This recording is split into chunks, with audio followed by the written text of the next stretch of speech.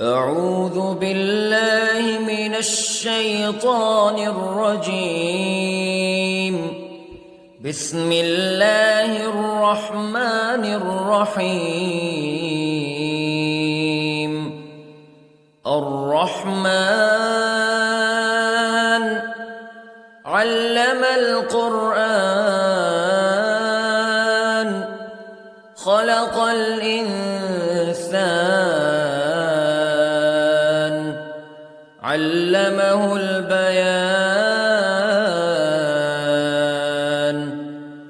الشمس والقمر بحسبان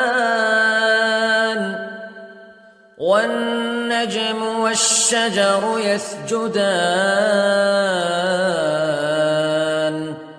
والسماء رفعها ووضع الميزان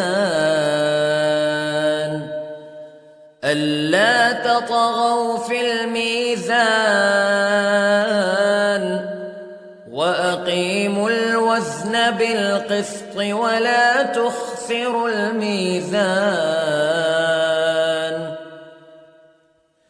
والأرض وضعها للأنام فيها فاكهة والنخل ذات الأكمام والحب ذو العصف والريحان فبأي آلاء ربكما تكذبان. خلق الإنسان من صلصال كالفخار وخلق الجان من مارج من نار فبأي آلاء ربكما تكذبان. رب المشرقين ورب المغربين فبأي آلاء ربكما تكذبان.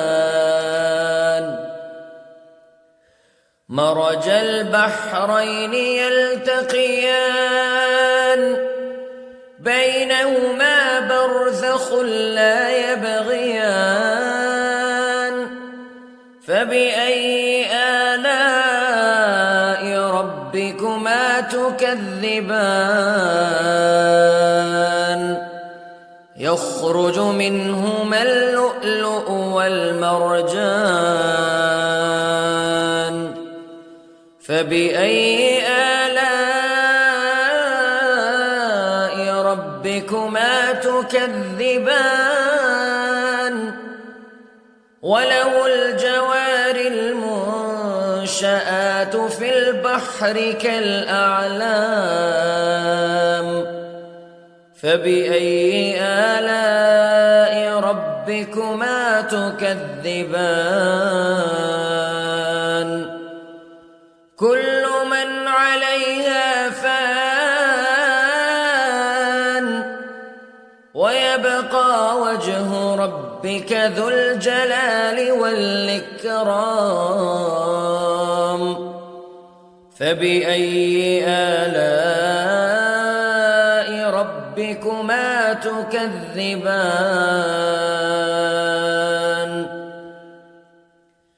يسأله من في السماوات والأرض كل يوم هو في شأن فبأي آلاء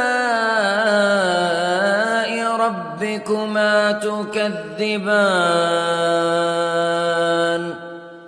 سنفرغ لكم أيها الثقلان فبأي آلاء ربكما تكذبان.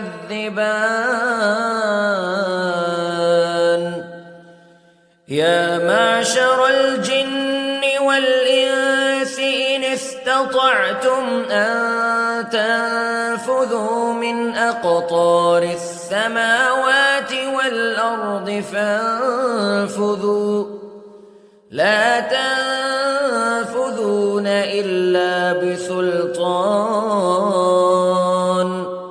فبأي آلاء ربكما تكذبان يرسل عليكما شواظ من نار ونحاس فلا تنتصران فبأي آلاء ربكما تكذبان فإذا انشقت السماء فكانت وردة كالدهان فبأي آلاء ربكما تكذبان فيومئذ لا يسأل عن ذنبه إنس ولا جان فبأي آلاء ربكما تكذبان يعرف المجرمون بسيماهم فيؤخذ بالنواصي والأقدام فبأي آلاء ربكما تكذبان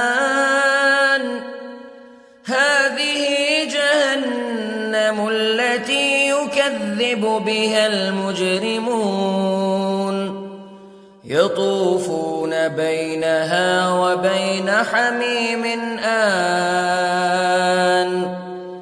فبأي آلاء ربكما تكذبان ولمن خاف مقام ربه جنتان فبأي آلاء ربكما تكذبان ذواتا أفنان فبأي آلاء ربكما تكذبان فيهما عينان تجريان فبأي آلاء ربكما تكذبان فيهما من كل فاكهة زوجان فبأي آلاء ربكما تكذبان متكئين على فرش بطائنها من استبرق وجنى الجنتين دان فبأي آلاء ربكما تكذبان فيهن قاصرات الطرف لم يطمثهن إنس قبلهم ولا جان فبأي آلاء ربكما تكذبان كأنهن الياقوت والمرجان فبأي آلاء ربكما تكذبان هل جزاء الإحسان إلا الإحسان فبأي آلاء ربكما تكذبان ومن دونهما جنتان فبأي آلاء ربكما تكذبان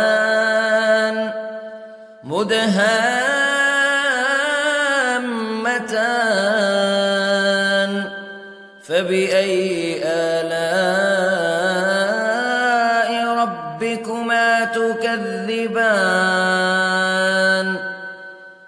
فيهما عينان نضاختان فبأي آلاء ربكما تكذبان فيهما فاكهة ونخل ورمان فبأي آلاء ربكما تكذبان فيهن خيرات حسان فبأي آلاء ربكما تكذبان